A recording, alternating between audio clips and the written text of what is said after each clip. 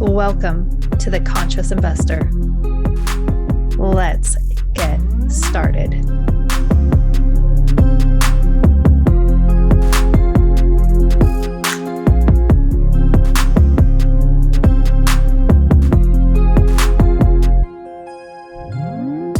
Peyton Smith, I am so grateful to have you on the Conscious Investor. Welcome to the show. Thanks for having me. I'm excited. I know. We had to reschedule this, and it's always great when rescheduling actually works out, because sometimes it doesn't work out. So I'm stoked that we were able to reschedule and find a time. And I'm also a little bit excited that you feel the pain of, my lateral neighbor, in a sense of it's cold. We both live fairly high up in the States and in the US. And so you're wearing long sleeves. I love it. Yeah, it's a nice rain day here, so I always love them. Yeah, it's good stuff. So, Peyton, who are you? We have this group, this amazing audience right now, and they might not be connected with you on LinkedIn. Plug, if you haven't connected with Peyton yet on LinkedIn, you need to go do that. But if someone were to, want to get to know you, like, what would they find? I'm pretty simple for the most part. Grew up in a small town of like 500 people on a farm. And I got into the real estate space, and that's all I focus on now is multifamily for the most part, but pretty simple. We got a small team, and that's what we focus on is multifamily.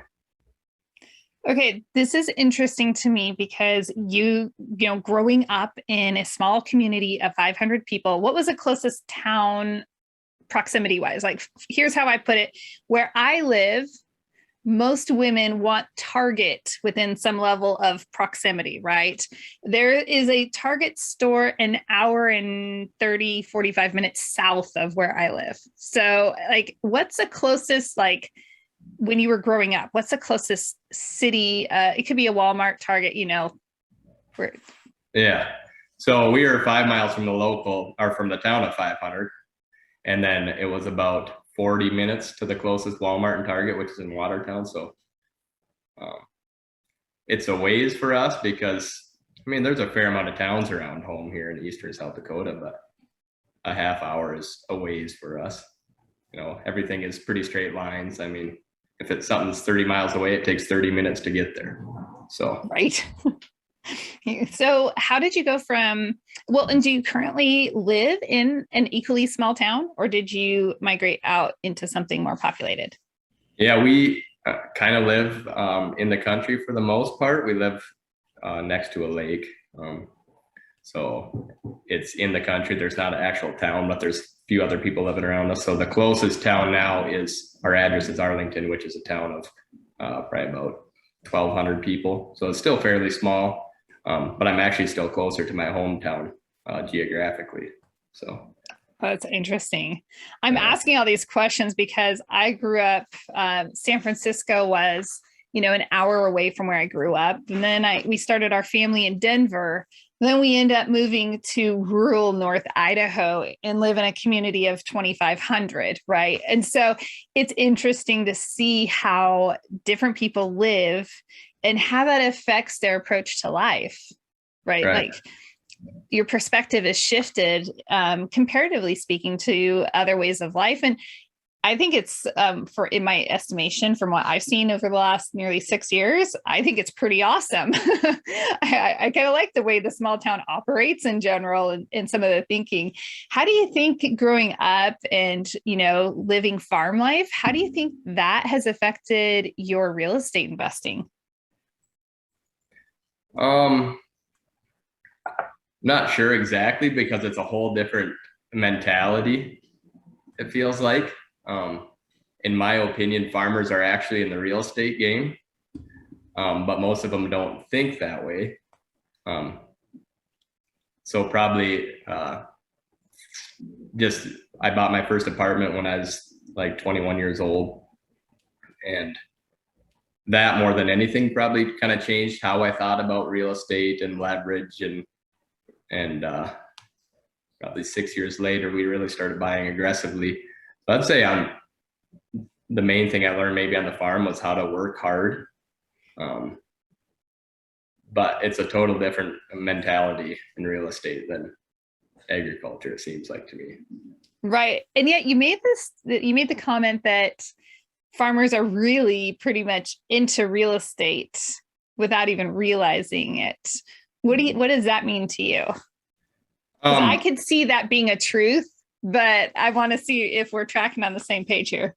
Yeah. So a lot of farmers, they might own 30% of what they farm and then they rent the rest. And how I would look at it is like the other 70% is the operating and kind of cover their overhead. But where they're really getting ahead is on their balance sheet with the farmland that they own, because it appreciates year over year. And I think that most people probably don't understand that. And I used to have an egg business, and I'd try to get guys to see that way. And so it's kind of fun talking with farmers, and they do a lot of, well, this is how grandpa did it, so this is how I'm doing it. And they use one lender all the time, and it's just really interesting to me because the commercial real estate game is a lot different than the farmer's mentality of real estate. Was it difficult for you to make those transitions? Was there any of the old codgers kind of looking down at you like, what's this young guy doing? Yeah, I would say a lot of it came from bankers, like local bankers, small town bankers. Started out using some of the same ones that my dad was using, or the same bank. And a lot of them would, I would say they more so looked at things from the farmer standpoint, like, oh, you want to buy one fourplex, that's fine. Let's see how this turns out before you buy another one. And so some of that was me, like, I kind of like to push and always going for more. So when they'd say, take a breath, Peyton, I would just find a different way to make it happen, basically. So I get a lot of that. People, kind of like, what are you doing? This ain't how things are done around here. So it's more so thinking outside the area that you're from, because small town, rural South Dakota is, a lot of people think the same. So we own apartments outside of the state, and I think that's probably bizarre to some people, and to us, it's just everyday life. Well, that's why I'm suggesting it's such a huge thing that you're able to break the mold. And I speak with a lot of people in the real estate space who are what I call mold breakers, because they're just refusing to go with what was, and they're, more progressive and looking at the future and what are the possibilities. And is there anything in your life that kind of pointed you in that direction of just being more progressive in that nature? Because you were so spot on when you say this is the way it was and this is the way it will always be. I mean, there is a lot of dry cement out there in the world in general, and especially in smaller towns. Yeah. No, I don't know if it was anything specifically, but I did have a thing that happened to me when I had my egg business. This was several years ago. When it happened, but we were kind of growing too fast, and we bought some things and we didn't let the banker know, which I was kind of like, oh, I didn't know I was supposed to tell you some of this stuff. And so it was a learning experience for me, but it was also probably one of the best things that happened to me, because I learned that I had to find a new banker, which was really uncomfortable for me. And even for my dad, like, he's a farmer and it's the bank he used, he was just like blindsided. I'm like, yeah, I need to go find a different bank. And it was a really good experience for me because it taught me a lot of grit. Like, I have to find this new banker, and it ended up opening my eyes to like, oh, there's other ways to do this. There's always usually a way. There's somebody that'll always finance every deal. And you just have to look at it that there's always a solution and not just look at the problem. Is kind of what I've found. That's a really critical lesson for people to have if they want a successful life. Because if you feel like there's a stopping spot, it's like, oh, well, they said no, I guess I can't do it. And it's like, why do I need their permission? This is my dream, my vision, and this is what I'm doing. Yeah. There's always a way to make it happen. Whatever you want to happen, there's always a way. It's just, you gotta find the way. And that's, I think, one of the funnest things in business is just facing adversity and just pushing on through. And then the wins are that much greater. Yeah, I'm with you. Sometimes it's not so much fun in the middle, but when you get towards the other side, when you see the light at the end, you're like, yes, that totally worked. Yeah. So what kind of, you invest outside of your state. A lot of people were in my small community think it's weird as well. And I say, live where you want to live, invest where it makes sense, trying to just open up the thinking a little bit. And honestly, the people in my small town are fantastic people. It's just, there's this other way of thinking that is Right. new. And since I'm already an outsider, it's like, what's the outsider bringing in here? Yeah. What's she bring with her? But as you're like thinking about everything that you have grown, who's on your team? How did you assemble that? And how have you grown your company? Yeah, so the real estate side has mostly been in the last couple of years, and there's just 4 of us, so we outsource all of our management. But yeah, we're still assembling the team for sure. That's probably the main thing I'm passionate about, is who we're doing it with. So it's like not getting like, I think if your goals are set on the actual physical things that you're acquiring, that sometimes it'll be a lot more difficult than if you had the right people to do it with. So we're a pretty small team, but and they're all from the area too, or smaller towns. And so it's like just finding the people that have the same mindset as us and like solving hard problems and can face the local adverse mindsets. And a lot of people locally here, they might not know exactly what we do, or even how much property we own, or what markets we're in. But yeah, we're just trying to assemble a team of like-minded people, and that's basically our main goal, is to find the people, and we'll do whatever business, in the next 5 years. If we decide to switch from real estate, we'll just keep doing it all together. That's cool. Really, really nimble. And that you can do that when you have a group of like-minded people. It doesn't matter what you're investing in. It matters that you're, unified in your thinking. It's a brilliant plan. Yeah. Absolutely brilliant. So what kind of people are you looking for? So our 4 core values are grit, humbly confident, team player, and then fun. And I think most people probably think them are cliche, or they're up there a lot in people's different companies, but to us, we like actually mean them all. And whenever we hire someone, we go through all of these different things, and our interview process is not just a 1-hour sit down. It's, we take them with us for the day. We're going to go on a road trip. It's probably we like to have fun, so we kind of throw in some random stuff in there and just see how they handle it, and just have fun with it. Like if they're going to be weirded out by some funny random thing we do, then they're probably not the person anyways. So we actually have a lot of fun at the office. And recently we've learned that it can kind of get a little carried away if you can't be everybody's friend, basically. Like, we all are friends, but it's hard to have true accountability when you're all just friends. So somebody has to be the one that's holding everybody accountable.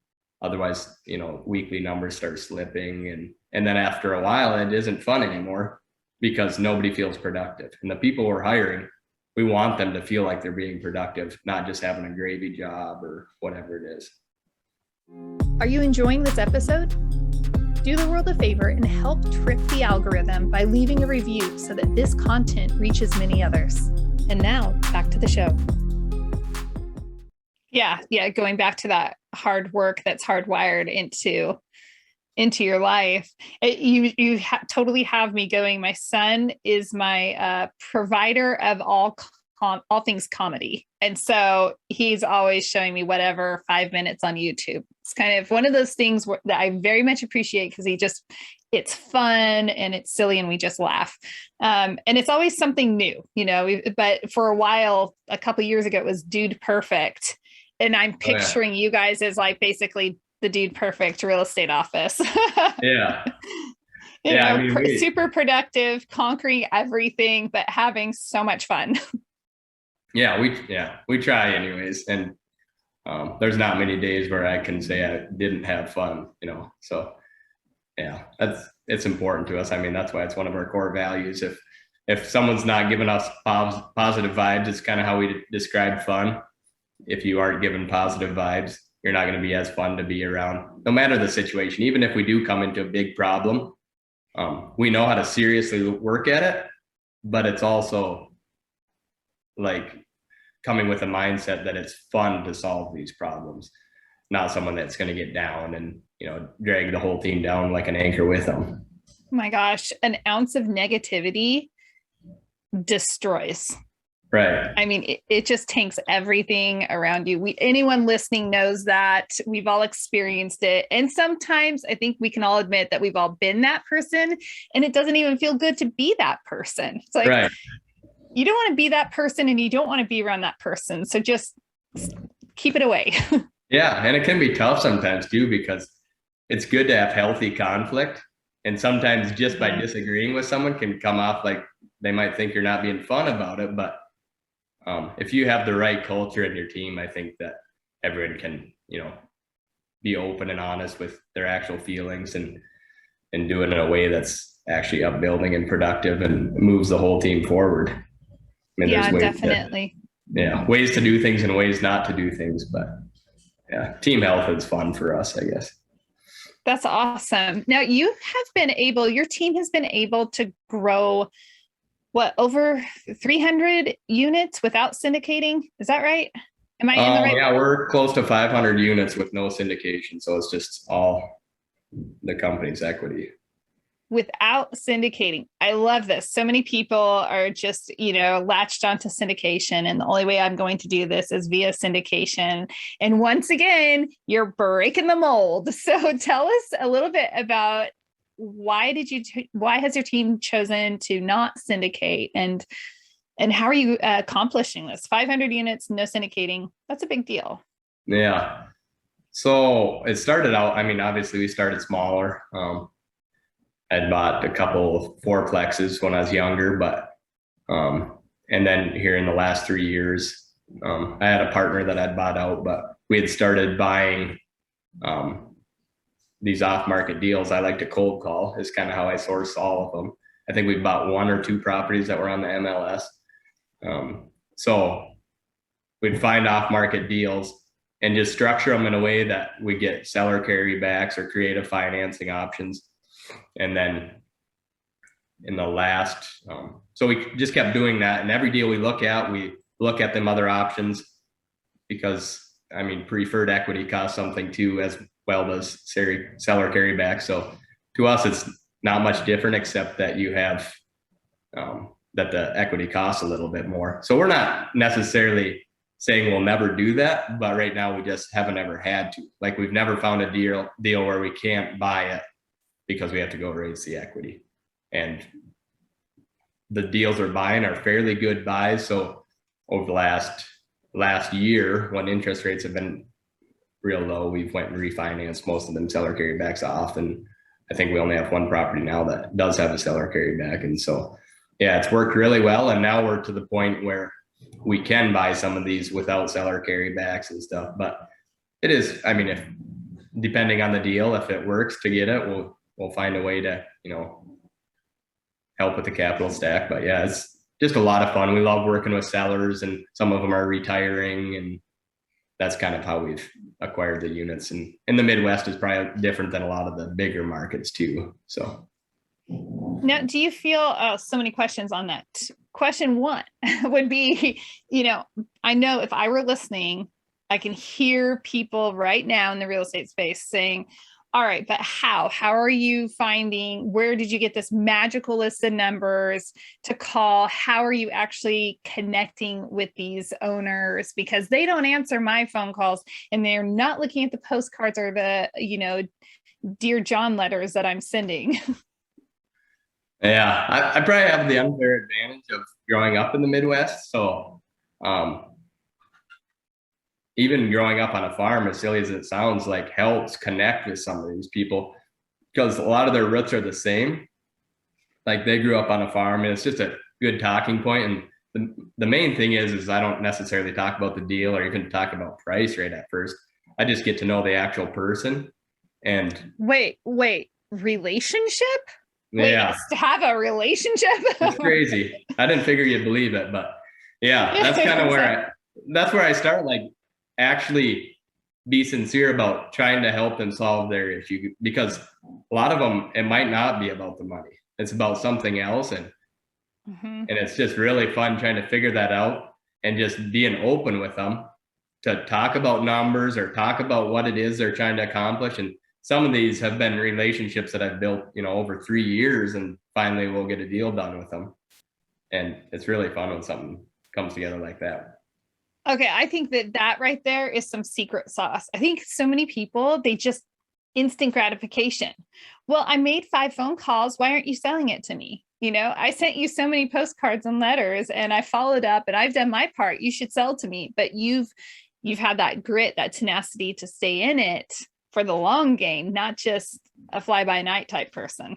Right. And that's one of the things is the deal's never dead for me, because even if they say no, I just say, okay, when could I follow up with you again to see if things have changed? And then staying organized enough to know when to follow up with them, and then start with that again to say, I talked with you, a year ago, and you said to call back a year later, and this is just me reaching out. And yeah, it's a lot of deals have happened that way, just long-term relationships, or a year to 3 years. And it's really paying off now. I mean, just today I was talking with a guy, and I didn't know we had a mutual connection, but we know a guy. He knows the same guy I know that I hunt on his land every year in Wyoming.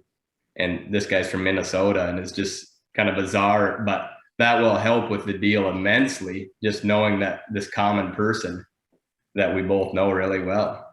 And so just being in the space and more of the people who and helps build that reputation. And one of the things too that's I just thought about that's kind of important for people is that being from the Midwest, we like to just where they say a handshake is just as good as a contract. And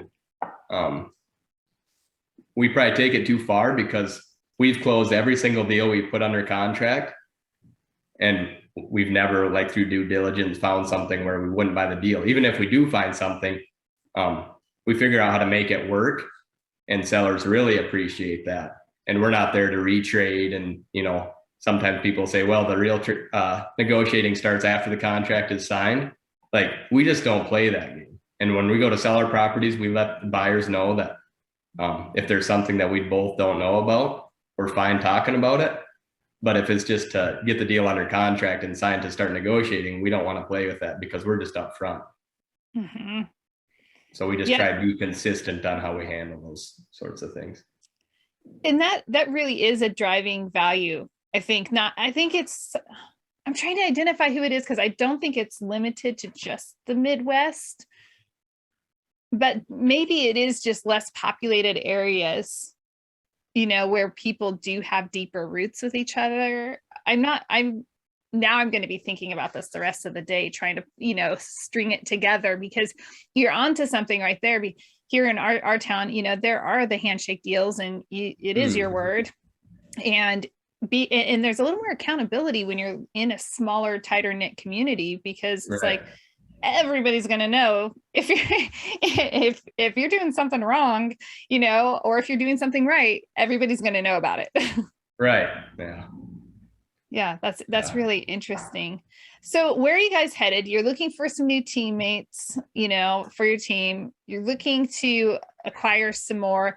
You mentioned that real estate might not be everything. Are you going to go back to eggs? Because if you are, I'm sending my son your way. He's my poultry guy. He loves eggs.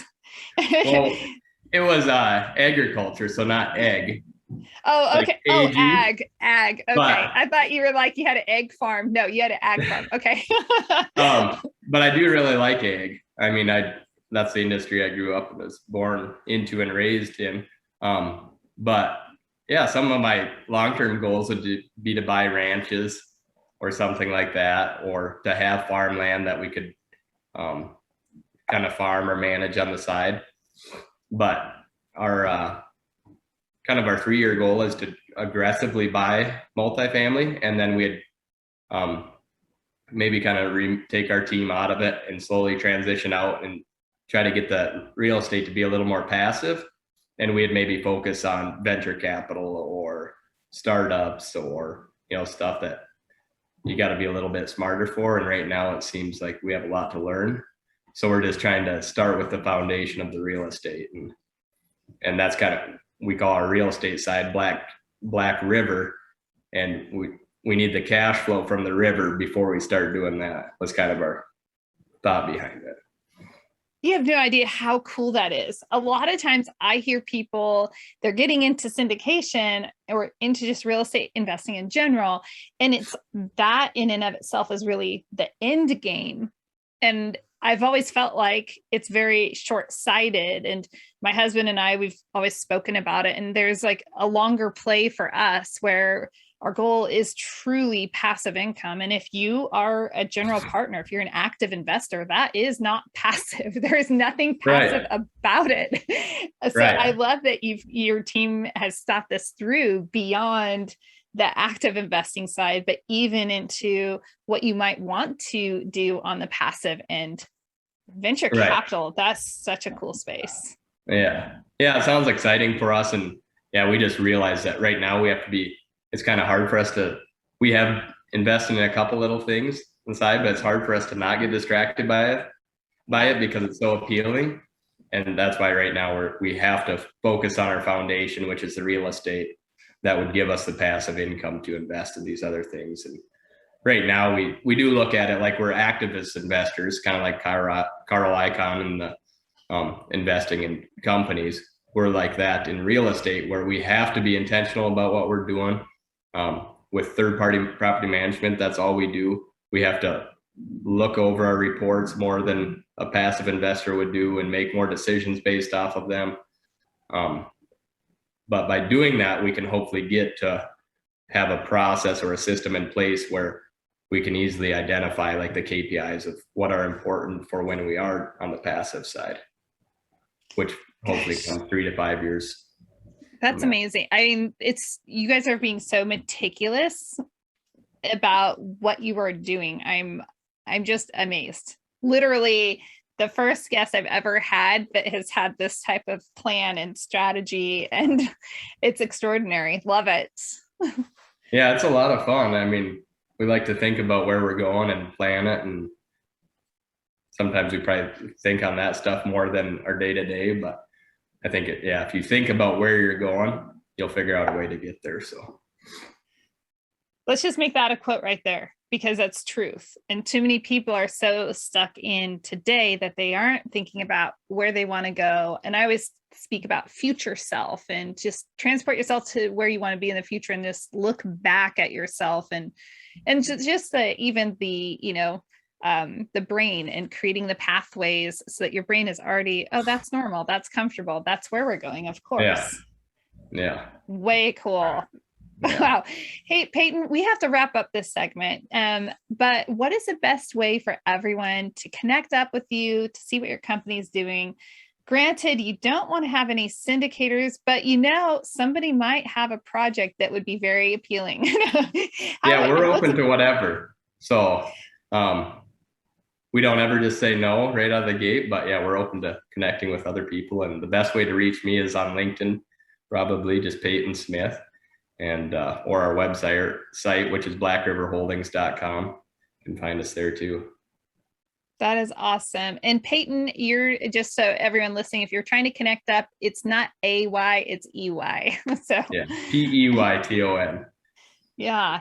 Well, Peyton, I appreciate your time. And everyone listening, make sure you stick around this week because we're going to have 2 more amazing episodes with Peyton where we're going to go into very specific topics on what is Peyton consciously doing in life right now. And then also what mindset shift really rocked his world and opened up a whole new trajectory. Yeah, we kind of touched on it a little bit, but don't worry, there's so much more.